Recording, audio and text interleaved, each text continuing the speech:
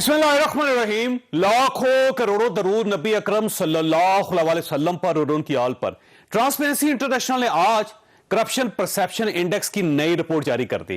पाकिस्तान बदकिस्मती से करप्शन में 16 पॉइंट्स मजीद गिरकर 140 दर्जे पर आ गया। इमरान खान ने 2018 में जब हुकूमत संभाली थी तो पाकिस्तान 117वें नंबर पर था।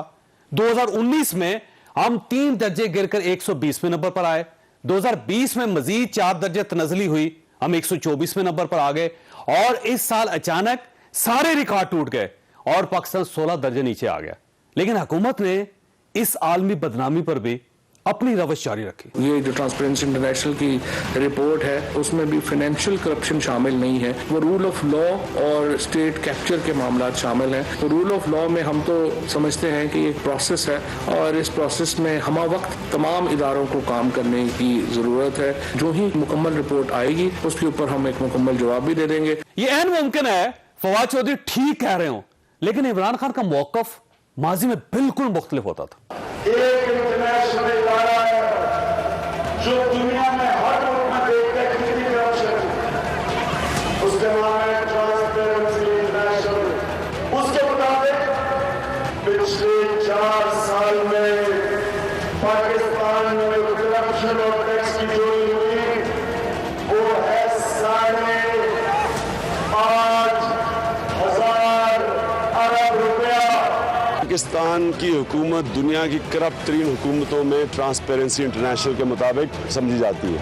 एक साल में वही ट्रांसपेरेंसी इंटरनेशनल कहती है कि करप्शन पाकिस्तान में 20% बढ़ गई। ट्रांसपेरेंसी इंटरनेशनल कहे कि पाकिस्तान ने माशाल्लाह एक ही जगह तरक्की की है और वो करप्शन में तरक्की की है। जब करप्शन होती है तो अवाम करप्शन की कीमत महंगाई के जरिए देती है। अफसोस का मुकाम यह है इंडिया मोदी की करप्ट गवर्नमेंट के बावजूद हमसे 55 पॉइंट्स बेहतर पोजीशन पर है। अपोजिशन इस रिपोर्ट को किस तरह ले रही है, आप ये भी मुलाहिजा कीजिए। इस मुल्क का वज़ीर आज़म इमरान खान जो हर एक पर चोरी का इल्जाम लगाता था, आज खुद चोर निकला। और सिर्फ चोर नहीं बल्कि आलमी चोर, जिस पर पूरी दुनिया ने आज मोहर सबत कर दी है कि पाकिस्तान की तारीख की करप्ट तरीन हुकूमत इमरान खान की हुकूमत है। इनका 1 पॉइंट सिंगल एजेंडा होता था इस हुकूमत का, करप्शन करप्शन करप्शन। दुनिया के करप्शन इंडेक्स में पाकिस्तान 16 ममालिक को पीछे छोड़ के इस साल आगे बढ़ा है। पाकिस्तान में करप्शन बुरानी कैफियत पे पहुंच गया है। वो मलबा ये डालते जा रहे हैं अपोजिशन पर, माजी पर। इनके 3 सालों में कहां पहुंचा है पाकिस्तान? सवाल यह है वो जमात जिसका नाम ही पाकिस्तान तहरीक इंसाफ हो और वो करप्शन फ्री पाकिस्तान के नारे के साथ इक्तदार में आई हो, क्या ये उसकी शोहरत को ठीक ठाक धचका नहीं? ये हमारा आज का इश्यू होगा और पीडीएम लॉन्ग मार्च 23 मार्च ही को करेगी। मुतफ़क़ा तौर पर इस ऐलान का इरादा किया गया कि 23 मार्च को महंगाई मार्च होगा। सारी सियासतदानों के खिलाफ करप्शन करप्शन करप्शन के नारे लगाए गए और भारत ये कि ट्रांसपेरेंसी इंटरनेशनल ने इनके मसनूई ईमानदारी का आईना उनको दिखा दिया है। अगर कुछ भी इनमें शर्म और हया होती तो उनको चुल्लू पर पानी में डूब मर जाना चाहिए। पीडीएम का ये मार्च पिछले मार्चेस से कितना मुख्तलिफ होगा, हम ये भी डिस्कस करेंगे। हमारे साथ रहिएगा। प्रोग्राम में दोबारा खुश आमदीद। हमारे साथ तशरीफ रखते हैं हामद मीर साहब, मारिया मेमन साहिबा, मोहम्मद मालिक साहब और वसीम बादामी साहब। इनमें से किसी शख्स को तारफ की जरूरत नहीं। मीर साहब ये फरमाइएगा सर, ये जो करप्शन इंडेक्स आया है ये बड़ा खौफनाक है। पाकिस्तान तहरीक इंसाफ की हुकूमत में तो कम से कम ऐसा नहीं होना चाहिए। क्यों नहीं होना चाहिए था? शिका मारा इमरान खान ने भाई। कैसे? उन्होंने करप्शन का वर्ल्ड कप जीता है। 92 में उन्होंने क्रिकेट का वर्ल्ड कप जीता था, ये उन्होंने जनाब करप्शन का वर्ल्ड कप जीत लिया। कभी हिस्ट्री में पाकिस्तान की इतना हुआ है कि इतना बड़ा छिक्का किसी ने लगाया हो? इससे पहले वैसे कॉफ लीग ने लगाए थे 2। कितने? 2005 में लगाया था, 144 नंबर पे गई कॉफ लीग। फिर 2006 में 142 नंबर पे आई। नहीं, लेकिन पीपल्स पार्टी एक साल में 124 से 140 नंबर पे आना, ये तो 117 से 3 साल में 117 से, लेकिन पिछले साल 124 पे थे, अब आप 140 पे आ गए। तो अब उसमें वैसे इमरान खान साहब के जो इर्द गिर्द कुछ गैर मुंतखब मशीरों का एक हल्का जंजीर है, तो वो फरमाता है कि ये तो जो ट्रांसपेरेंसी इंटरनेशनल वाले हैं ये तो मुस्लिम लीग नून के परवरदा लोग हैं। तो ये भी उनका एक पॉइंट ऑफ व्यू है। लेकिन आप देखें कि ट्रांसपेरेंसी इंटरनेशनल जो है वो एक इंटरनेशनल अदारा है, और इमरान खान साहब जो हैं वो जब अपोजिशन में थे तो आपके शो पे और लोगों के शोज पे अक्सर वो ट्रांसपेरेंसी इंटरनेशनल की इसी बार बार जिक्र करते थे इसका हवाला दिया करते थे। बल्कि उस वक्त जिन गिलानी साहब का जिक्र कर रहे हैं वो हमेशा ये कहते थे बड़ा जबरदस्त आदमी। तो क्या ख्याल है आपका, इमरान खान साहब ने करप्शन का वर्ल्ड कप जीत नहीं लिया? मेरा ख्याल ये है कि इमरान खान साहब को अभी थोड़ा सा अगर हम थोड़ा सा रिलैक्स करते हैं तो बेहतर है कि खुद वो ईमानदार आदमी है, लेकिन दाएं बाएं लोग जो है ना वो मेरा ख्याल है बहुत ईमानदार है, बहुत पक्की गल है। बेहतर लोग नहीं है। हमारी ऐसे बात अगर होते ना तो देखिए शहजाद अकबर साहब को उठा दिया उन्होंने, तो ये छोटी बात है यार, मैं क्या कहूँ, हमारी ऐसे बात हटा नहीं दिया। किस लिए उठाया? वो काम नहीं कर सके, उनका ख्याल ये 5-6 एतराजात थे उनके। क्या काम नहीं किया उन्होंने? एक तो उन्होंने मियां शबाशी साहब के जो केसेस थे वो नहीं हो सके, लंदन के अंदर जो केस था वहां पे मार खा गए। फिर उन्होंने कहा मियां नवाज साहब को लेकर आएंगे, मियां नवाज साहब को नहीं लेकर आए। फिर उन्होंने कहा स्विस अकाउंट्स में 280 अरब रुपए पड़े हुए हैं, अरब डॉलर पड़े हुए, वो नहीं ला सके। फिर उन्होंने कहा कि 100 बड़े मगरमच्छ है, हमने इन सब के खिलाफ बहुत बड़ी। जब इमरान खान साहब अपोजिशन में थे तो क्या शहजाद अकबर साहब ने कहा था कि मैं लूटी हुई दौलत जो है वो पाकिस्तान लेके आऊंगा? वो तो इमरान खान साहब कहते थे ना। तो इमरान खान साहब जो है वो इलेक्शन के दिनों में ये भी कहते थे कि मेरी टीम तैयार है, मैंने होमवर्क कर लिया हुआ, और टीम बनानी तो सिर्फ मुझे आती है, क्योंकि वो कहते हैं कि सिलेक्शन भी मैं ही अच्छी करता हूँ। तो वो फिर जब सिलेक्ट होके जब खुद आए तो कुछ भी नहीं कर सके। चले अब मारिया से बात। मारिया साहब ये फरमाइएगा, आप क्या महसूस करती हैं कि ये आपकी तरफ बॉल फेंक रहे हैं? जी, बार बार 3 दफा वेल लेफ्ट करने की कोशिश की है। सवाल आपसे सिंपल ये है कि क्या आप एक्सपेक्ट करती थी कि इमरान खान साहब की हुकूमत में ऐसा वक्त आए? एक बड़ी बैड लक है जनाब। पूछा जाए कि 2 हफ्तों से अगर हम बात करें तो पाकिस्तान तहरीक इंसाफ की जो कोर दावे और वादे हैं ना उनको बार बार जक पहुंच रही है। मतलब एक आपने ट्रांसपेरेंसी का वादा किया था, आपने एहतसाब का वादा किया था, 1 पॉइंट 2 पॉइंट 3 पॉइंट गिर जाती तो फिर भी इसको डिफेंड कर सकते थे। इकट्ठे 16 पॉइंट गिर जाना जो है इसको आप कैसे डिफेंड कर सकते हैं? सुबह से मैं देख रही हूँ कलाबाजी बड़ी मजे की है। पहले उन्होंने कहा जी कि ये जो 6 इंडिकेटर पे तो हम उधर ही हैं, कोई एक इंडिकेटर इसका नाम इकोनॉमिक इंटेलिजेंस यूनिट के अंदर उन्होंने खास तौर पे कहा है कि लॉ एंड ऑर्डर का इशू है, तो बाकी सब बिल्कुल ठीक है। अच्छा, फिर मैंने पूछा जी लॉ एंड ऑर्डर जो है गवर्नमेंट की जिम्मेदारी। मैंने कहा जी अगर लॉ एंड ऑर्डर में भी आपका नीचे गिरा है ग्राफ तो वो भी जिम्मेदारी तो आपकी थी, फिर हम कोशिश कर रहे हैं। मैंने कहा आपकी तो जमात के अंदर तहरीके इंसाफ है, तो जी कोशिश हमारी जारी है, 35 साल वाली बात। अच्छा, जब मैं शाम को टॉक शोज देख रही हूँ तो एक और कलाबाजी है, वो ये कि जब नवाज शरीफ इस मुल्क से बाहर गए लोगों ने देखा जी इंसाफ हो रहा, बड़ा बुरा इंप्रेशन पड़ा, और इस वजह से जो परसेप्शन है ना इस मुल्क में कि ये करप्शन है वो बहुत बढ़ गया है। नवाज शरीफ साहब को जब अदालतें छोड़ देते अगर हैं, मियां नवाज अंदर होते तो करप्शन इंडेक्स बेहतर होता जी, लोगों में उसका इंप्रेशन बेहतर होता, परसेप्शन बेहतर होता। और ये कि शहबाज शरीफ साहब के खिलाफ भी जो फैसले नहीं आ रहे हैं तो आम आवाम को लग रहा है कि इस मुल्क के अंदर इंसाफ हो ही सकता, इसलिए परसेप्शन। अच्छा, उसके बाद जो तीसरी कलाबाजी कि जो गिलानी साहब है ना जिनका ये है वो बड़े करीब है PMLN के, सो काफी एक तकलीफ थे उनकी जो स्पिन फैक्ट्री की। सुबह से मैं 3-4 कलाबाजियां देख रही हूँ, मुश्किल है 16 पॉइंट्स गिर जाना, बहुत मुश्किल है। 1-2 पॉइंट होना, जैसे 2000 जब पहला 19 या 20 का आया था तो कहा जी कि डेटा चूंकि पुराना उठाया था इसलिए भी नवाज शरीफ की हुकूमत का था, फेयर है ना, फैक्चुअल बात है, लेकिन अब तो वो स्केप भी नहीं है। सो काफी वो जो अनकंफर्टेबल बेचारों की मैं इस वक्त देख रही हूँ स्पिन डॉक्टरी जो चल नहीं रही है, सो सैड। मतलब इशू कहाँ पे है? गवर्नमेंट परफॉर्म नहीं कर रही है, इदारों पे गिरफ्त नहीं गवर्नमेंट की, या फिर ये करप्शन का जो परसेप्शन है वही गलत है पाकिस्तान के बारे में? नहीं, अगर आप ये डेटा देखें ना, इसमें सबसे जो इंटरेस्टिंग चीज़ है वो आप ट्रेंड देखते हैं। आप नंबर्स भी छोड़ देंगे जी, 16 पॉइंट 18 पॉइंट 2019 में 120 था रैंक, 2020 में 124 होता, 2021 में 140 होता। जो फिर उन्होंने दूसरी एक कॉलम बनाया हुआ है कि नीचे के आप बेस लाइन से आप कहाँ थे। 2019 में आप 61 पोजीशन से आप ऊपर थे बेस लाइन से, फिर आप 57 पे आए, फिर आप 41 पे आए। तो अगर जो पहले मुल्क भी कम होते थे, अब देखें ना जिसकी जिक्र कर रहे हैं उसमें 91 मुल्क होते हैं ट्रांसपेरेंसी के पास, अब 180 है। तो अब आप ये देखिए ना, बात क्या ट्रेंड की, और जितने भी आपने रीजंस बताए हैं, लॉ के बताए हैं, गवर्नेंस के बताए हैं, ये सारे गवर्नमेंट के हाथ वाले फैक्टर्स हैं जिनको कंट्रोल करना इनका काम था।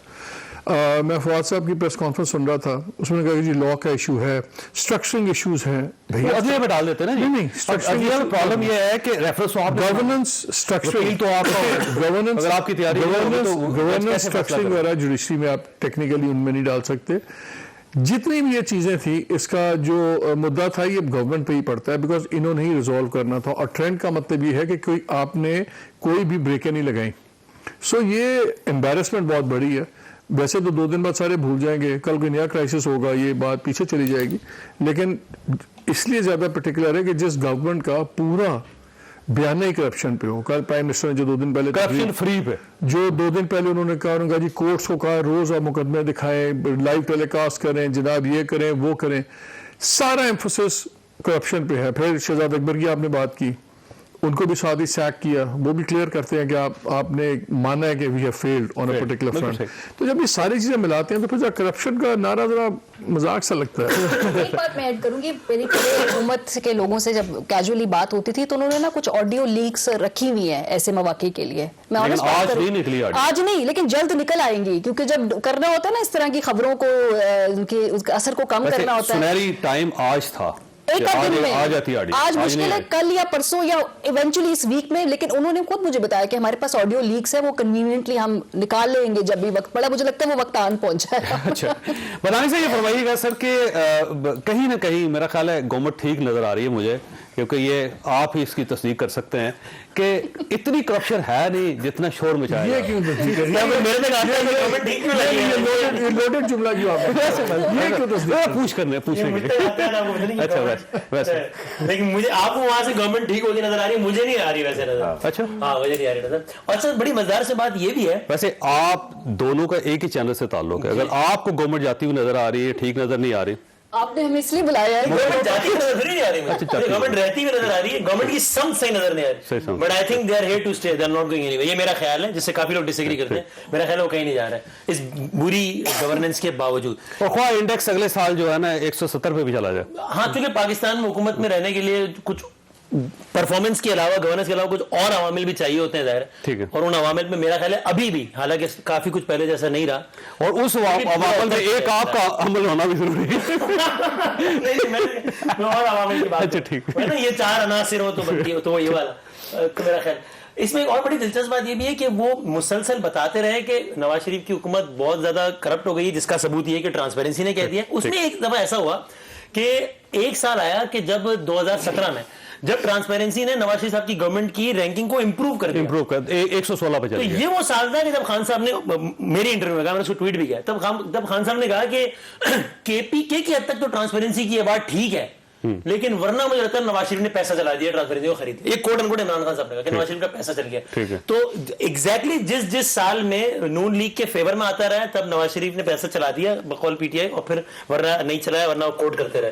तो आपने पूछा गवर्नमेंट का सबसे बड़ा मसला क्या है? मेरे ख्याल में गवर्नमेंट का सबसे बड़ा मसला स्टेट ऑफ डिनायल है कि जब आप हाँ, कोई बिल्कुल। ये हर मानेंगे तो चीज- फिर बात आगे हर बढ़ेगी चीज से इनकार ना। कर जब दो। हर चीज में ये है कि सुबह अगर लंदन में आपके खिलाफ फैसला हो जाए, आप कहीं नहीं हमारे खिलाफ फैसला नहीं हुआ, महंगाई हो जाए कि पाकिस्तान दुनिया का सस्ता तरीन मुल्क है, इस तरह करके करप्शन के फैसले अगर नहीं हो सके, प्रेस कॉन्फ्रेंस कर दे, उसमें रसीदा दिखा दे सर। हाँ, ठीक। डिनायल। तो अगर हर चीज में आप मुरीद इल्जाम सामने वाले को ठहराएंगे, तो मेरा ख्याल है यही सबसे बड़ा मसला है कि आप मसले को मसला ना समझें।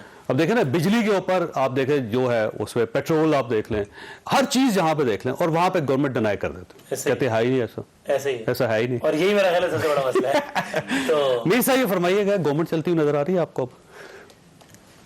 अगर गवर्नमेंट चल रही होती तो ट्रांसपेरेंसी इंटरनेशनल की ये जो रिपोर्ट है, इसमें पाकिस्तान 124 से 140 पे ना आता। इसका मतलब ये है कि कहीं ना कहीं गड़बड़ है, ब्रेकें लगी हुई हैं और सही तरीके से गवर्नमेंट नहीं चल रही। एक तो होता है ना गवर्नमेंट का चलना, एक होता है कि गवर्नमेंट स्टे करेगी या नहीं करेगी। तो ये दो मुख्तलिफ चीजें हैं। चल तो नहीं रही गवर्नमेंट, नहीं रह रही है इख्तिदार में, आपके साथ रही। अब इमरान खान साहब को खतरा ना तो पीडीएम से है, उनको खतरा ना तो बिलावल साहब के लॉन्ग मार्च से है, लेकिन उनको एक आदमी से खतरा है। और उसका नाम है मियां नवाज शरीफ। नहीं, वो पीडीएम में नहीं है। नवाज शरीफ से क्या खतरा हो सकता है? वो जिस बंदे से खतरा है ना इमरान खान को, जल्दी से नाम ले लो ना, लोगों का इशारा कहीं और।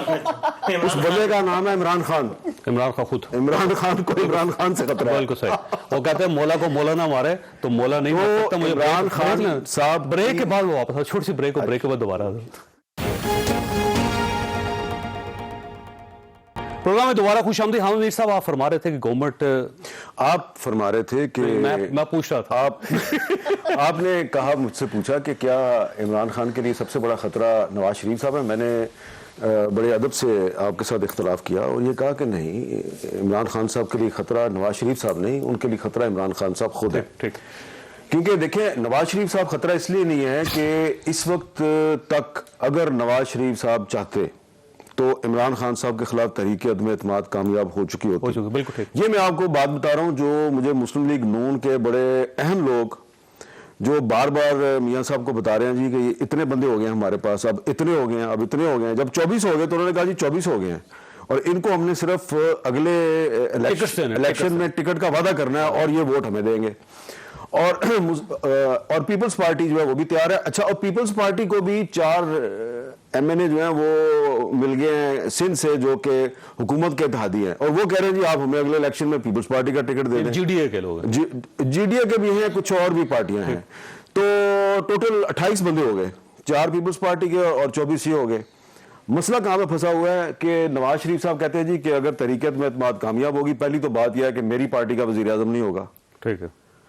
और अगर वजीर आजम परवेज खटक साहब नहीं होगा, नहीं, मेरी पार्टी। अच्छा, मेरी पार्टी नून लीग का नहीं होगा। ठीक हो। अच्छा, और जो भी होगा, ख्वाह किसी भी पार्टी का होगा, तो वो 2 महीने के अंदर अंदर इलेक्शन करवाएगा। ठीक है। यानी कि असेंबली तोड़ के 2 महीने के अंदर इलेक्शन करवाएगा। अब पीपल्स पार्टी कहती है जी कि मसला हमारा यह है कि इमरान खान से जान छुड़ाई जाए। तो आप ना सिर्फ इमरान खान से जान छुड़ाना चाह रहे हैं, आप हमारे से भी जान छुड़ाना चाह रहे हैं, क्योंकि हम सिंध की हुकूमत तो नहीं छोड़ना चाहते। तो या तो अब फार्मूला ये जेरे गौर है कि जनाब सिर्फ कौमी असम्बली का इलेक्शन करवाया जाए और सूबाई असम्बलियों का इलेक्शन ना करवाया जाए, तो फिर ऐसी सूरत में पंजाब किधर जाएगा? ठीक है। क्योंकि पंजाब भी तो चाहिए ना नवाज शरीफ साहब को। ये तो नहीं हो सकता कि जनरल इलेक्शन हो और सिर्फ पंजाब में और खैबर पख्तूनख्वा में और कौमी असम्बली में का इलेक्शन हो रहा हो। तो ये वो चीजें हैं जिसमें कि पीपल्स पार्टी और मुस्लिम लीग नून में अभी तक कुछ तय नहीं हो पा रहा, वरना तहरीक अदम एतमाद तो अच्छा, इस दौरान एक बात ये भी चली थी कि परवेज खटक साहब को अगर PTI प्राइम मिनिस्टर बना दे तो पाकिस्तान पीपल्स पार्टी भी एक्सेप्ट कर लेगी, पाकिस्तान मुस्लिम लीग नून भी एक्सेप्ट कर लेगी। तो वो एक फार्मूला था, एक अब पता नहीं फार्मूला है या नहीं है। वो फार्मूला वो प्लान C है जी, वो प्लान C है। और अब तहरीक इंसाफ के अंदर बहुत से लोग जो हैं और खास तौर पर पीपल्स पार्टी जो है वो अब इस प्लान C की तरफ चल पड़े हैं, क्योंकि उनको लग रहा है कि नवाज शरीफ साहब अगर इस पे राजी नहीं होते तो फिर हम प्लान C की तरफ चलते हैं। फिर क्योंकि अल्टीमेटली फिर मुस्लिम लीग नून ने वोट तो देना ही है ना। तो जाहिर है वो बल्कि ये है कि अगर परवेज खटक साहब, उनका अपना ग्रुप भी बड़ा तगड़ा है उसमें, और अगर वो पार्टी के अंदर से कोई चेंज आती है और परवेज खटक साहब अगर प्राइम मिनिस्टर बनना चाहते हैं तो मेरा ख्याल ये है, लेकिन आज शाम को दोनों वोट दे देंगे, लेकिन ये कहेंगे कि वो इलेक्टोरल रिफॉर्म्स करेंगे और 6 महीने में इलेक्शन। आज शाम को मुझे इमरान खान साहब के एक बहुत करीबी मिनिस्टर साहब जो कि मालिक साहब के भी बहुत दोस्त रहे हैं, उनके कोई करीबी मिनिस्टर भी हैं? हाँ, एक मिनिस्टर हैं उनके, वो अभी तक उनके करीब हैं। ठीक।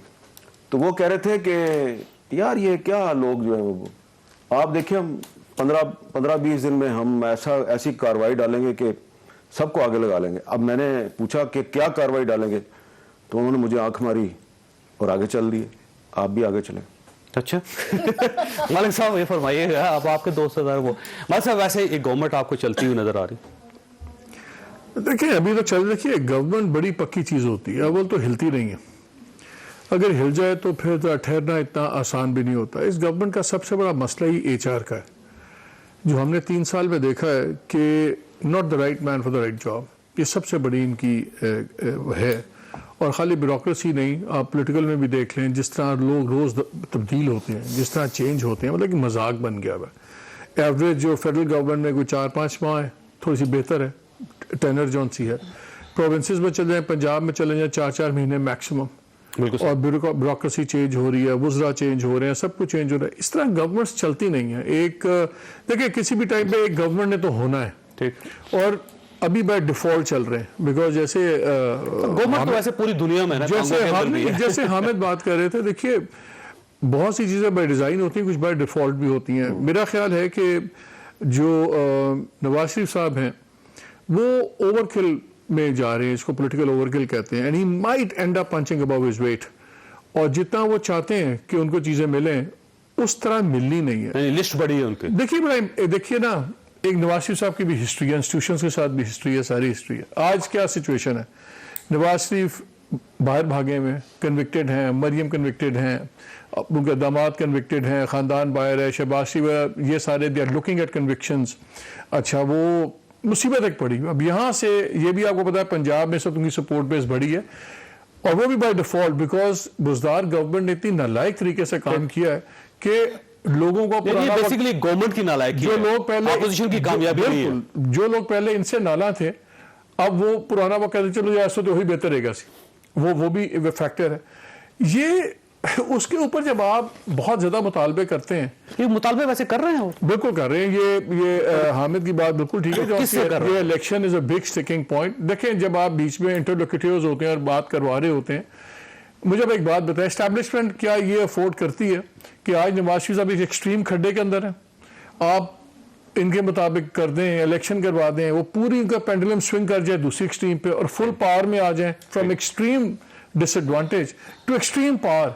और उन्हें पता है 6 महीने बाद मियां साहब ने की करना सारे अनर, ठीक, और बहुत बड़ा कमीशन बना दें वो कोई नहीं रिस्क लेगा इनके लिए, बिकॉज ट्रस्ट डेफिसिट, जिस तरह इमरान साहब का कुछ ट्रस्ट डेफिसिट बना हुआ है आजकल, इससे बहुत ज्यादा ट्रस्ट डेफिसिट नवाज शरीफ का इंस्टीट्यूशन के साथ है। उनका एक सॉफ्ट कमबैक ही हो सकता है, it is not an easy thing, bargaining के जरिए नहीं हो सकता। और अगर इमरान बहुत बड़ा फर्दर कोई मकअप ना करें तो आई थिंक आज भी बाय डिफॉल्ट वो इनसे बेहतर पोजीशन में है to remain a grudging compromise choice for institutions और पावर। देखें, इस मुल्क में पॉपुलर पॉलिटिक्स से पहले आपको कुछ पावर पॉलिटिक्स के लवाजमात तय करने होते हैं। बिल्कुल सही बात। और पावर पॉलिटिक्स डिसाइड करती है कॉन्टोर्स पॉपुलर पॉलिटिक्स के। और अभी भी ऑपोजिशन जब प्राइवेटली बैठे होते हैं, वो कहते हैं उनकी पता सबसे बड़ी उम्मीद क्या है, हमारा ख्याल है फौज जौन सी है ना, वो इमरान खान को अगला चीफ अपॉइंट नहीं करने देगी। अब इस बेस के ऊपर इनकी पूरी पॉलिटिक्स है यार, अगर इस बेस पे पॉलिटिक्स है ना तो फिर अल्लाह ही रहम बात यहाँ तक आ गई है। हाँ, तो फिर सुलह कर लो। सो ये इसमें पावर पॉलिटिक्स की डायनामिक्स इतने ज्यादा स्ट्रांग हैं कि आपका ख्याल है इमरान खान साहब के पास ऑप्शन ज्यादा है? मेरा ख्याल है कि अगर नवाज शरीफ साहब वगैरह कुछ जल्दबाजी में सब कुछ, हमारे पंजाबी में कहते हैं तरीके तलाक लेना, सारा कुछ now and on the table पे अगर इसरार ना करें तो एक बेहतर डील ये अपने लिए बना सकते हैं। लेकिन जो अभी तक हमने ट्रेंड देखा है, उस ट्रेंड ने मुझे वो वाली अप्रोच नजर नहीं आती जो जरदारी साहब की थी कि आराम से ठंडा करते रहो, केसेस भी आहिस्ता आहिस्ता खत्म होते गए, बाय द वे गिरते रहे। यहाँ पे एक सेंस ऑफ अर्जेंसी, और उसमें बहुत बड़ा फैक्टर है जो शहबाज शरीफ साहब का और मरियम के लिफ्ट का है। ये बहुत बड़ा फैक्टर है जो एक प्रूडेंट पॉलिटिक्स वहां पे नहीं होने दे रहा। और नवाज शरीफ साहब को जो कुछ फैसले आसान हैं as leader of the party, शायद वो एज अ वालिद वो उसके साथ हायल होता है उन डिसीजंस में। सो आई थिंक ये जो टिफ है ना, that is having the real creating the real problem. ये बेसिकली इशू है। वसीम साहब, ये फरमाइएगा सर कि वैसे गवर्नमेंट में आपको ज्यादा बड़ी खामी कहाँ नजर आती है कि वज़ीर आज़म साहब की डिसीजन पावर बेहतर नहीं है, या कोई लोग बेहतर परफॉर्म नहीं कर रहे, या फिर और कोई फैक्टर्स है जिसकी वजह से ये गवर्नमेंट परफॉर्म नहीं कर सकी? नहीं, एक तो मैंने इस तरह कहा कि सबसे बड़ी खामी मुझे स्टेट ऑफ डिनायल नजर आती है। दूसरे, यानी मुझे नहीं याद पड़ता, पाकिस्तान की सब बड़े सीनियर सारे बैठे हैं, पाकिस्तान की कम से कम हालिया तारीख में मुझे कोई एक वज़ीर आज़म ऐसा याद नहीं पड़ता जिन्होंने इतनी ज्यादा बात की हो। वो तो काम ज्यादा करते हैं और बात करते हैं। फिर मुझे ऐसा भी कोई वज़ीर आज़म हालिया तारीख में याद नहीं पड़ता जिन्होंने अपोजिशन को इतना शद्दोमत से रोजाना की बुनियाद पर याद किया। मतलब मैं हैरान होता हूँ जब रोजाना तकरीबन मैं टिकट देखता हूँ कि इजलास हुआ है, तर्जुमान होगा, और वज़ीर आज़म साहब ने टास्क दे दिया कि बेनकाब करो अपोजिशन को। भाई वो तो 21 साल किया ना बेनकाब, फिर आपको इक़्तिदार मिल गया, तो अब लानत भेजो और काम कर लें आप जरा। मुझे ऐसा लगता है कि जब हम, जाहिर अब सब मुझसे बहुत ज्यादा कनेक्टेड लोग बैठे हैं, जब हम पिछली हुकूमतों के वज़रा वगैरह के साथ बैठते थे ना of the record, they used to have a plan to which you could agree or disagree. वो बहुत अच्छा है, बुरा। अभी गड़बड़ी है कि जब आप साथ बैठते हैं तो अक्सर प्लान बहुत सेकेंडरी नजर आता है। बात ये होती है, ओ ये अगले हफ्ते जाएगा जेल में, देखना होता है क्या चीज है। जब बस अगर इसी की गिर्द सारा कुछ चल रहा है, यानी मैं आपको बड़े, लेकिन आप क्रिकेट पे प्रोग्राम करते हो, क्रिकेट का एक मुहावरा नहीं है कि मैं नहीं मेरा बल्ला बोलता। तो वो बेसिकली वो एक फिलॉसफी है। हाँ। और जब इर्द गिर्द के पर लोगों को भी पता हो कि दाद ज्यादा उस वक्त मिल जाएगी कि जब जाके जो है वो किसने कितना ज्यादा जो है वो धड़ल्ले से बजाया है अगले को, तो फिर तो मैं भी सोचूंगा ना कि यार काम वाम छोड़ो यार, अगर बॉस से ज्यादा लेनी है तो बस यही करना ना कि मालिक साहब को, मारिया को 3 और हामिद साहब को 4, तो बस ठीक है भाई यही करो और बस काम तक। तो मेरा ख्याल ये प्रॉब्लम है। अच्छा, वैसे इमरान खान साहब का जब परसों उन्होंने ये फरमाया, उसमें उन्होंने एक ये भी क्लेम किया कि मीडिया ओवर प्ले कर रहा है चीजों को, और हमारा एक बंदा होता है, 6-7 दूसरे लोग ले आते हैं, वो उनको रगड़ा लगा देते हैं। इतने प्रॉब्लम्स है नहीं जितने कौम को पेश किया जा रहा है। तो मारिया साहब क्यों करती है आप? इसलिए क्योंकि खान साहब टीवी को जरूरत से ज्यादा ही देखते हैं, और ये बात शेख रशीद वैसे साहब टीवी नहीं ने, देखते वो? जो भी क्लिप्स WhatsApp आते में हैं, जो भी क्लिप्स आते हैं, जो शोज आते हैं, वो जो टीवी पे चलते हैं, वो उनको फोन पे जो मिलते हैं क्लिप्स, वो बहुत ज्यादा देखते हैं। और ये बात मैं नहीं कह रही, ये शेख रशीद साहब ऑन रिकॉर्ड मेरे प्रोग्राम पे कह चुके हैं कि मैंने बड़ी दफा खान साहब को समझाया है कि टीवी शीवी नहीं देखते होते इतना ज्यादा जब आप हुकूमत के अंदर हो, वो यू नो। तो इसलिए उनको शिकायत भी है। देखें, जो इमरान खान के फिनोमेना को समझना पड़ेगा कि उनके किस तरह से उभरा। ग्राउंड रियलिटी मीडिया- में मुख्तलिफ है। नहीं, वो मीडिया की ताकत से, लाइव टेलीविजन 126 दिन की तकरीरों की ताकत से उठे। मीडिया उनकी बहुत बड़ी कॉन्स्टिट्यूएंसी है। उसी मीडिया के जरिए उन्होंने यंग लड़के लड़कियों को मेन स्ट्रीम में अपनी पॉलिटिकल पार्टी आइडियोलॉजी में रिक्रूट किया है। अब अगर उनका सबसे इंपॉर्टेंट और सबसे पोटेंट इनफैक्ट वेपन जो है वो उस तरह से नहीं चल रहा है जैसे कि उनको पहले मदद मिला करती थी उनके अपोजिशन के दिनों में, तो ऑब्वियसली ये प्रॉब्लमेटिक बात है। दूसरी बात है कि नवाज शरीफ के हवाले से बात हुई, तो जब नवाज शरीफ साहब उनसे जो लोग मिल रहे हैं आजकल लंदन में, वो उनसे यही पूछते हैं, जो मालिक साहब ने कहा जी कि कहीं हम ज्यादा तो नहीं मांग रहे टेबल के ऊपर। तो मियां साहब का जो as he said and I can paraphrase it, उन्होंने कहा जी मैं बड़ा महंगा सौदा खरीदा है तो मैं उन सस्ता नहीं बेचना है। सो ही इज वेरी क्लियर। और उनको ये भी मालूम है कि ये जो डील के लॉलीपॉप्स वगैरह होते हैं इस मुल्क के अंदर, जब आपने 4 साल सिस्टमैटिकली नवाज शरीफ साहब ये बिलन को एक तरीके से नेशनल नैरेटिव से निकाल के साइडलाइन करने की कोशिश की है, तो इतनी आसानी से आप 4 साल बाद कहेंगे जी ये लीजिए वापस, ये आपका जायज हक था और अब आप आ जाइए दोबारा पंजाब के अंदर। मियां नवाज शरीफ साहब इमाम खमैनी तो है नहीं, और उन्हें वापस आएंगे। नहीं, और उन्हें मालूम है कि ये तो पॉसिबिलिटी इस वक्त है ही नहीं जी कि आपने इतनी मेहनत के बाद अगर उनको यहां से निकाला है तो आप फौरन ही 4 साल बाद उनको वापस पेस अपनी लेने देंगे। ही नोज इट कि ये और मेरा भी ख्याल स्टेट इतना बड़ा सरेंडर करे। एक और बात भी है, देखिए इस दफा अर्जेंसी क्या है, अर्जेंसी एज है, शहबाज साहब की एज भी और नवाज शरीफ की एज भी। 1.5 साल का time is not on their side, मतलब 50s में they had the luxury, like Maryam Bibi has the luxury for next 20 years. Nawaz Sharif doesn't have it. 5 साल 4 साल एक और टेन्योर, उसके बाद तो उनको देनी ही है कमान किसी और को।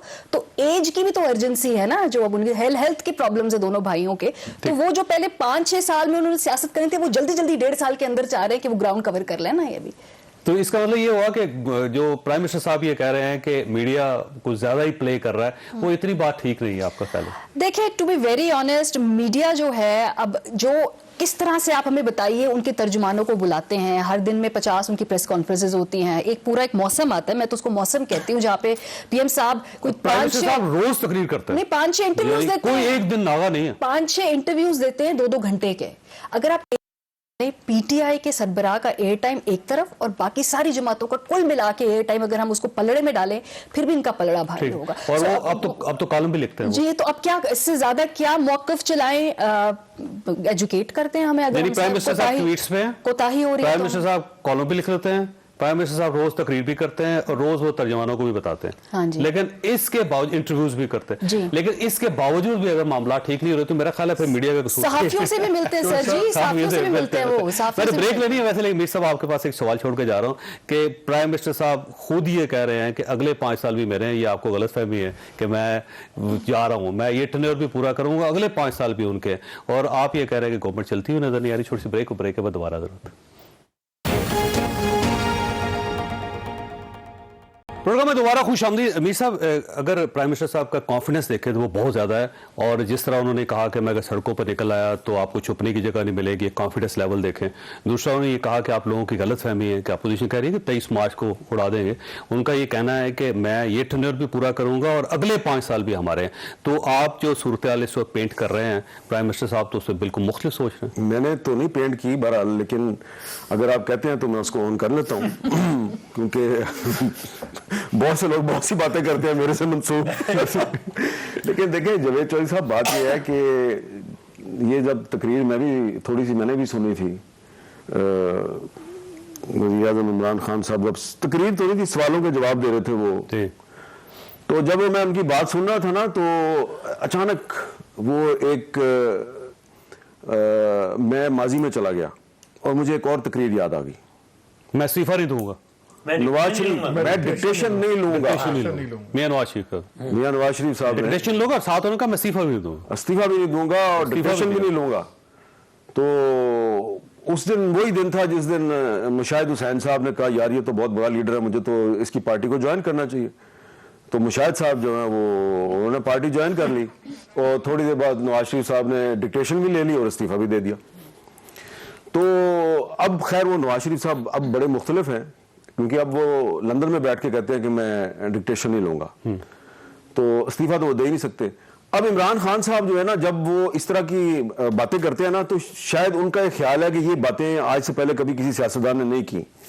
लेकिन प्रॉब्लम ये है उनके साथ कि जो मीडिया में कुछ लोग हैं जो 93 में भी जर्नलिज्म में थे तो और 90 में भी जर्नलिज्म में थे, तो वो सारी बातें उनको याद हैं और वो फिर इमरान खान साहब के पुराने क्लिप भी उनके पास हैं, तो वो भी वो निकाल लेते हैं, वो पुराने हवाले भी निकाल लेते हैं। इमरान खान साहब को ये चीज़ बहुत बुरी लगती है कि ये जो आप पुराने क्लिप निकाल लेते हैं ना, कि जब मैं वजीर आजम बनूंगा तो 90 दिन के अंदर अंदर पाकिस्तान से करप्शन खत्म हो जाएगी, जब मैं वजीर आजम बनूंगा तो मेरी काबीना में सिर्फ 20 लोग होंगे, ठीक है ना, और पहले दिन टॉप पे करप्शन जीरो हो जाएगी। अच्छा, ये मालिक साहब को याद होगा कि जब इमरान खान साहब वजीर आजम बने थे ना, तो कुछ दिनों के बाद उन्होंने हम लोगों को प्राइम मिनिस्टर सेक्रेटेरिएट में बुलाया और वहां पे उन्होंने ये कहा कि मुझे सिर्फ 3 महीने दे दें, ये आप लोग जैसे ही मैं हुकूमत में आया हूं तो आपने मेरे पुराने क्लिप चलाने शुरू कर दिए और बार बार मेरी तरफ देखते थे, तो मुझे 3 महीने दे दो यार, 3 महीने में के बाद जो मर्जी करना, 90 दिन, मैंने 90 दिन की बात की थी, मुझे कहा कि मैंने 90 दिन की बात की थी। मैं कहा अच्छा जी, तो हमने कहा हाँ ये बात जायज है, स्पेस दे देते हैं। ठीक। अभी 3 महीने पूरे नहीं हुए थे और उसमें भी 8-10 दिन बाकी थे, उन्होंने फिर बुला लिया, कहते हैं 6 महीने दे दो। अच्छा, वो महीने आपसे ही मांगते थे? अच्छा, वो आप भी थे उसमें आप भी थे? मैं महीने देने वाला हूं। अच्छा, फिर 6 महीने भी पूरे नहीं हुए थे तो फिर बुला लिया उन्होंने, और इस मरतबा उन्होंने जंप लगाई और उन्होंने कहा 1 साल तो होना चाहिए ना, और फिर राइट लेफ्ट से कुछ और भी लोगों ने कहना शुरू कर दिया कि यार इसको 1 साल तो दे दो ना। अब वो अगली टर्म 3 महीने से शुरू हुए थे, अब वो 5 साल पे आ गए हैं और अब वो अगले 5 साल भी मांग रहे हैं।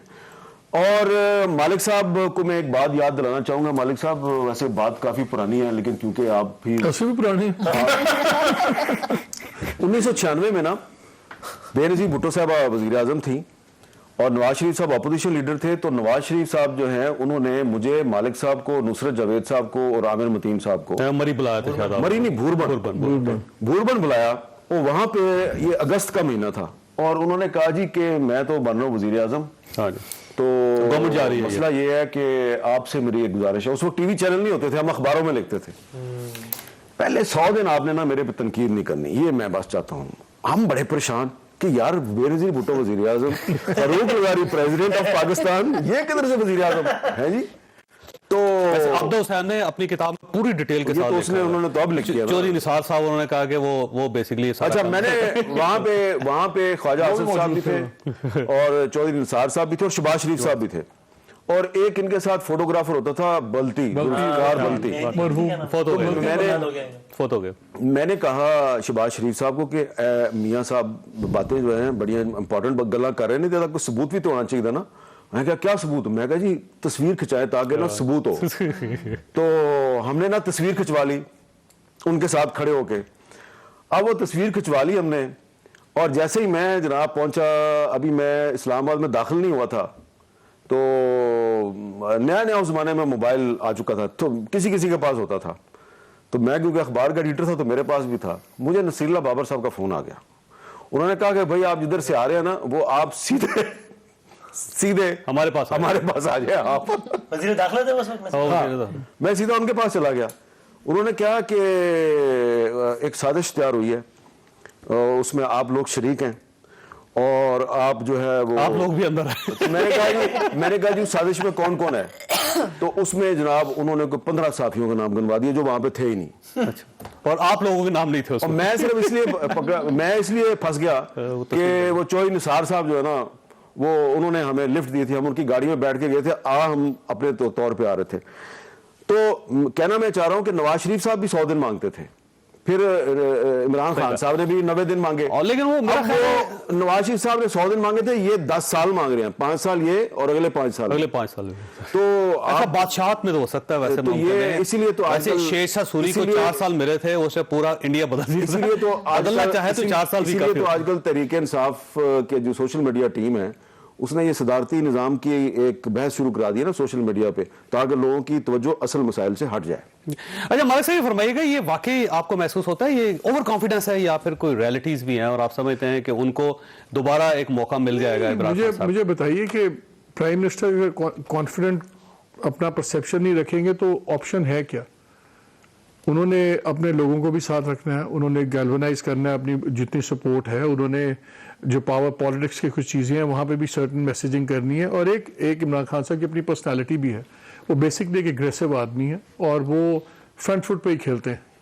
और जैसे मैंने आपको बताया कि मेरे नज़दीक तो सबसे बड़ा प्रॉब्लम उनका HR मैनेजमेंट का है और उसी वजह से उनकी गवर्नमेंट, देखिए जो इनको आपका ख्याल है प्रॉपर बंदे हायर नहीं करते? जो इनको एडवांटेजेस थी, यूथ बल्ज बिल्कुल इनके साथ था, बहुत से लोग नए वोटर्स आए, जो एक वर्ड चेंज था पाकिस्तानी जिसका सारे इनके ओबामा ने अमेरिका में चेंज वर्ड को मोनोपोलाइज किया था, इनके साथ जुड़ गया बिल्कुल था, सही। उम्मीदें जुड़ी हुई थी। मीडिया इनके साथ, ओवरसीज पाकिस्तानी इनके साथ, फौज इनके बिजनेसमैन साथ, कम्युनिटी इनके मीडिया साथ, इनके साथ, फौज इनके साथ, एक कौम, पेज। बिल्कुल कौम, यूथ इनके साथ। इससे ज्यादा तो आपको स्टार्ट किसी को शायद तारीख में किसी को नहीं मिला पाकिस्तान में। इनकी जितनी भी अपॉर्चुनिटीज अनफॉर्चुनेटली इनकी गई हैं, जाया हुई हैं। लेकिन इमरान खान साहब कहते हैं कि इतने चैलेंज जितने मुझे मिले इससे पहले किसी को इतने चैलेंज नहीं मिले। चैलेंज आप ये कह रहे हैं इतनी अपॉर्चुनिटीज उनको मिली, किसी और को नहीं मिली। चैलेंजेस बिल्कुल है। पाकिस्तान बहुत मुश्किल मुल्क है, 22 करोड़ का मुल्क है, एक्चुअली तो 23 करोड़ अब हो गया है।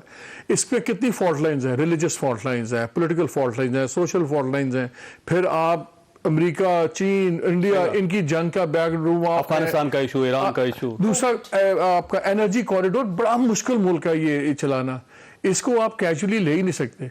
मेरा ख्याल है कि जो पंजाब देख लिए, पंजाब अगर आजाद होता है, एक मुल्क होता है या एडमिनिस्ट्रेटिव यूरोप का सबसे बड़ा मुल्क, 12वां एडमिनिस्ट्रेटिव यूनिट होता है दुनिया का। बिल्कुल सही बात। अब वहां पे अगर आपने बुजदार साहब जो को लगा दिया है, होंगे नेक, हमें क्या पता।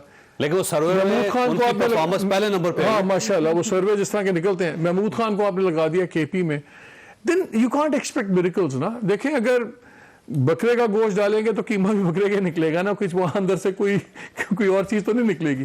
सो जिस तरह की आप इनपुट करेंगे, जो आपकी मैनेजमेंट स्टाइल है, तो फिर उसके रिजल्ट्स वही आएंगे। मैं तो बार बार कहता हूं कि तो आपका ख्याल है कि प्राइम मिनिस्टर को अपनी टीम बदलनी चाहिए सारी? मेरा ख्याल था कि प्राइम मिनिस्टर को रोनाल्ड रेगन से सीखना चाहिए। Ronald Reagan was not an A class president himself, A class actor भी नहीं था। जो उन्होंने टीम पुट की थी, सारे अमेरिका में मानते हैं कि वैसी टीम नहीं आई थी, and he became an amazing president. आज भी वज़ीर आज़म मैसिव चेंजेस करें, बिग चेंजेस करें, बिग टिकट चेंजेस करें, तो बड़ा परसेप्शन चेंज होगा। लेकिन ये मोर ऑफ द सेम, एनु चुक के रेलवे चुक के अदर, ये जो न्यूयॉर्क में जाए ना आप, तो वो बंदा एक अखरोट के 3 ढकने रख के उसमें एक बॉल रख के $2 में होता है, स्पॉट करें, तो वो ही रहते हैं। Time for moving around has changed, अब time for moving up has come. अब इनको स्टेप अप करना पड़ेगा। गवर्नेंस मजाक नहीं। और चैलेंजेस थे जब ये 22 साल अपोजिशन में रहे हैं, क्या वज़ीर आज़म को अंदाजा नहीं था 22 साल में कि क्या इनके सामने प्लेट पे पड़ा हुआ? सही बात। ही कांट एक्सप्रेस इग्नोरेंस ना। वसीम साहब ये फरमाइएगा, ये गवर्नमेंट के पास इतना टाइम है कि अब चीजों को ठीक कर सके? अच्छा, कि मैं तो फिर यही कहूंगा, मेरी राय उस अकलियती राय में से, मैं उन लोगों में से हूँ, या शायद तजिया करूँ उन चंद लोगों में से हूँ कि जिनको कोई बहुत ज्यादा हैरत नहीं होगी अगर इमरान खान साहब वाकई ये टेन्योर भी पूरा करें, बल्कि शायद अगला टेन्योर भी उनको मिल जाए अगले 5 साल। I agree with you. Okay, हाँ। और अगेन उसकी वजह ये है कि पाकिस्तान इसकी मिनॉरिटी थोड़ी सी मैंने बढ़ा दी है। ये जरा से वजूहात मैं जरा ऑड वन आउट नहीं फील कर रहा हूं। वजूहात क्या हो सकती है? परफॉर्मेंस बहुत अच्छी इसकी है, वजूहात है एक कि वर्ल्ड लीडर साबित हुए हैं। अवामिल पाकिस्तान के इक़्तिदार में रहने के लिए गवर्नेंस के अलावा भी जो कुछ अवामिल चाहिए होते हैं, और वो अवामिल में देखिए, जो बदामी साहब है ना, उनकी गुफ्तगू जो है वो बार-बार एक ही नुक्ते पे आगे खत्म होती है, अवामिल बमुकाबला अवाम। तो अवामिल जो है वो ज्यादा मजबूत है। और मेरा ख्याल है खान साहब को भी सबसे ज्यादा कॉन्फिडेंस अपनी गवर्नेंस से भी ज्यादा इस बात पर है कि अगर मैं एक आइडियल चॉइस नहीं भी हूं तो भाई बाकी तो उतनी भी नहीं है चॉइस जितनी मैं हूं। लेकिन तो अगर फिर फर्ज बस ठीक करें है ना, कि लेकिन आपकी मैं बात बता अगर दूं। दुरुस्त हो तो फिर उनको ये कहने की क्या जरूरत थी कि मुझे अगर बाहर निकाला गया तो मैं सड़कों में बड़ा खौफनाक खतरनाक साबित हूँ। नहीं सर, वो इसलिए कि हम जो बात कर रहे हैं वो एक ओवरऑल सिचुएशन की बात कर रहे हैं। बाकी जाहिर है डे टू डे उसमें तो ऊंच नीच वो तो हालिया सबको मालूम है। अगर आप किसी से पूछें कि क्या सफर ऐसे ही जैसा कहीं था, ना कहीं वैसा कुछ ना नहीं कुछ था। तो महसूस कर रहे हो ना। जाहिर सी बात है। एहतियात के तौर पे कोई बात कर भी एहतियातन वो मोदी को कह रहे हैं, उन्होंने मैं बाहर निकला तो मैंने छोड़ा। मैंने बापदा को कह रहे थे। अपोजिशन को नहीं कहा था। मैं मियां शहबाज शरीफ को कह रहा था। शहबाज शरीफ को उनको कहा मैं छुपने की जगह नहीं मिलेंगे तो शहबाज शरीफ साहब तो कभी सड़कों पे आए ही नहीं और वो छुपे भी नहीं। सर तो ये आपका ख्याल ये है कि अभी टाइम है और अब भी वो चीज़ों को ठीक करना चाहें तो कर सकते हैं। शहजाद अकबर साहब की जगह एक बड़ा जबरदस्त किस्म का इंसान ले आए जो पूरी अपोजिशन को पकड़ के अंदर ठोक के और उनमें से पैसे वसूल कर ले और पाकिस्तान का खजाना ऊपर चला जाए और महंगाई कम हो जाए और महंगाई कम हो जाए। बस आपने कहा ना कि अभी अभी टाइम, मैं तो कह रहा हूँ कि चूंकि मैं तो ये समझता हूँ कि अगर गवर्नेंस इतनी ही बुरी रहे जितनी है तो भी शायद कंटिन्यू कर जाएंगे अवामी की वजह से। तो अगर बेहतर कर ले फिर तो कमाल हो जाएगा। 10 साल बेहतर कर ले तो बिल्कुल हो जाएगा। फिर 10 साल मिल जाएंगे उनको। नहीं अगले 5 मजीद तो 10 साल हो गए ना। हाँ, कुल मिला के 5 5 10। हाँ 5। बिल्कुल सर। मुझे हैरत नहीं होगी, मैं नहीं कह रहा ऐसा होगा, लेकिन आई विल नॉट बी आपकी बात सुन के बहुत से लोगों के मुंह से निकला होगा उफ। अच्छा मारिया साहब ये फरमाइएगा कि 23 मार्च का जो मार्च होगा पीडीएम का, ये भी कोई खास स्टंट नहीं डाल सकेगा गवर्नमेंट।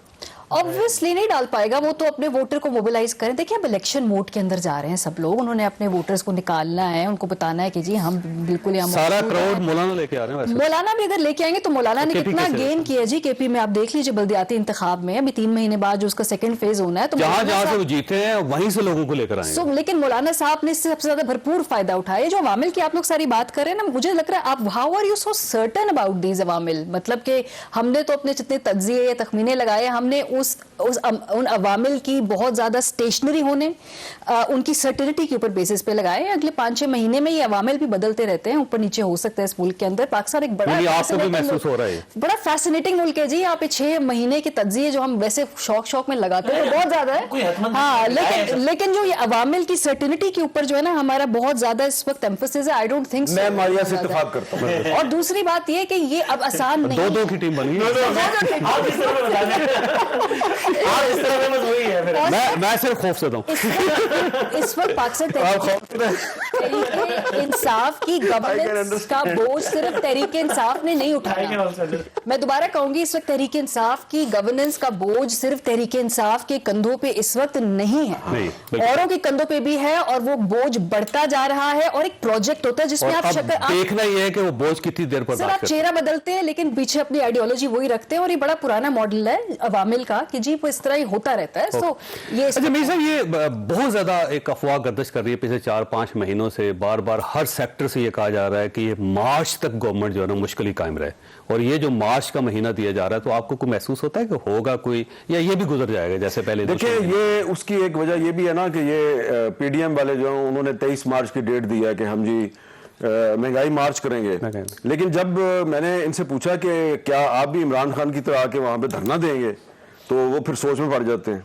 तो धरने का नहीं पता उनको। हाँ, और ये भी वो- पता नहीं कौन कौन सी पार्टी शामिल है इसमें। तो असल बात वही है कि देखें इमरान खान साहब की इस वक्त जो सबसे बड़ी स्ट्रेंथ है वो ये है कि पीपल्स पार्टी और मुस्लिम लीग नून एक पेज पे नहीं है और एक पेज पे नहीं है और उसकी वजह से तहरीकियत में एतमाद नहीं आ रही।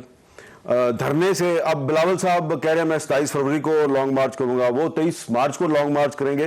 तो इस लिहाज से देखा जाए तो वसीम बदामी साहब जो हैं इनका जो तज्जिया है उसमें काफ़ी वजन महसूस होता है। लेकिन जो दूसरी बात मारिया मेमन साहबा ने की है कि अवामिल तो बदलते रहते हैं, तो सिर्फ मार्च की बात नहीं है ना।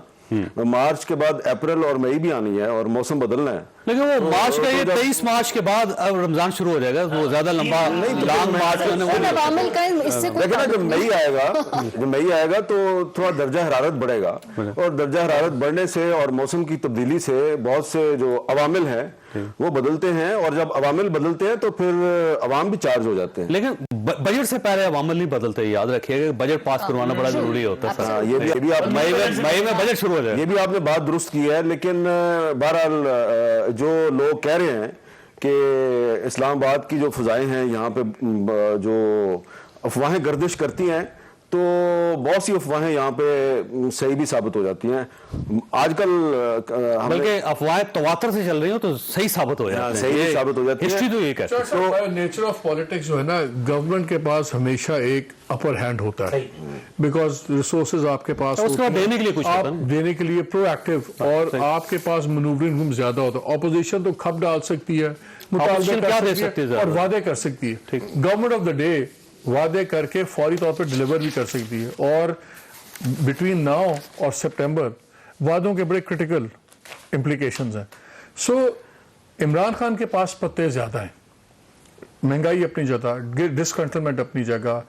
आज अगर इमरान खान मैसिव चेंजेस करें और लोगों को ये लगे कि जी री इन्वेंट कर रहे हैं अपनी गवर्नेंस को, री इन्वेंट कर रहे हैं चीज़ों को, जी बड़ा सख्त सबक सीखा है, चलें ये 1.5 साल में तो कुछ नहीं होगा, लेकिन जो अब नया ट्रेंड आया है ये ट्रेंड शायद आगे रिजल्ट्स दे दे। देखिए गवर्नमेंट का काम क्या होता है, गवर्नमेंट ने नौकरी नहीं देनी होती, गवर्नमेंट ने एक एनवायरनमेंट ऑफ होप पैदा करनी होती है। जो चेंज की होप पे इलेक्शन जीते, अगर आज ये अगले कुछ माह में एनवायरनमेंट ऑफ होप क्रिएट कर दें तो मेरा ख्याल है बहुत ज्यादा इनके चीजें बदल सकती हैं, क्योंकि ऑपोजिशन में बड़ी हार्ड लाइंस ड्रॉ की हुई है मियां साहब वगैरह ने। और जैसे हमारी ने बात की ना कि बड़ा महंगा सौदा है, क्या मैं नहीं देना, बहुत बारी आप सौदा, जब हर डील एक पेरिशेबल कमोडिटी होती है, हर चीज की एक शेल्फ लाइफ होती है। जो डील आज मुझे मिलेगी वो डील आज से 3 दिन बाद शायद ना मिले। वो लीडर के बारे में कहते हैं वो टाइम को समझता है। एक बात और ना आगे जाता है, एक बात और बड़ी इंपॉर्टेंट है मालिक साहब, ज्यादा पत्ते इमरान के हाथ में है।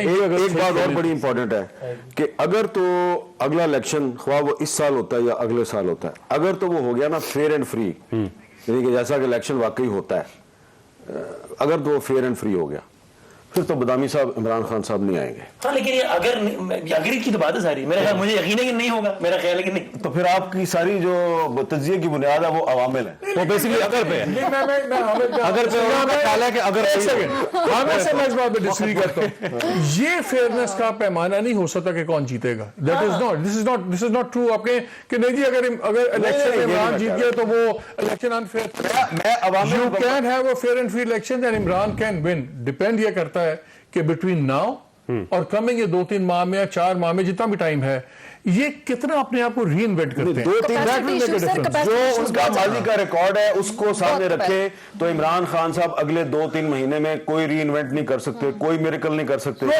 जो आदमी 3 साल तक कोई करिश्मा नहीं कर पा रहा, महीने में कैसे करेगा? आप देखिए नवाज शरीफ साहब की जो पहली गवर्नमेंट, इसलिए इसलिए बेनजीर भुट्टो साहब को भी पूरा टाइम नहीं मिला, तो उनको तो कभी टाइम पूरा मिला ही नहीं। और दुनिया में सबसे मुश्किल काम महंगाई को कम करना होता है। जब ये महंगाई बाहर आ जाए, एक ऐसा जिन है ये बॉटल में वापस नहीं आता। और इस वक्त सबसे बड़ा प्रॉब्लम जो आवाम के लिए वो महंगाई है, और मेरा नहीं ख्याल कि गवर्नमेंट के अंदर एक कैपेसिटी है कि वो महंगाई को कंट्रोल कर सके। खासा आपने गुफ्तगू सुनी, फैसला आप खुद कर लीजिएगा। अल्लाह ताला आप और आपके अहले खाना को हर किसी मुसीबत से महफूज रखे। अल्लाह हाफिज।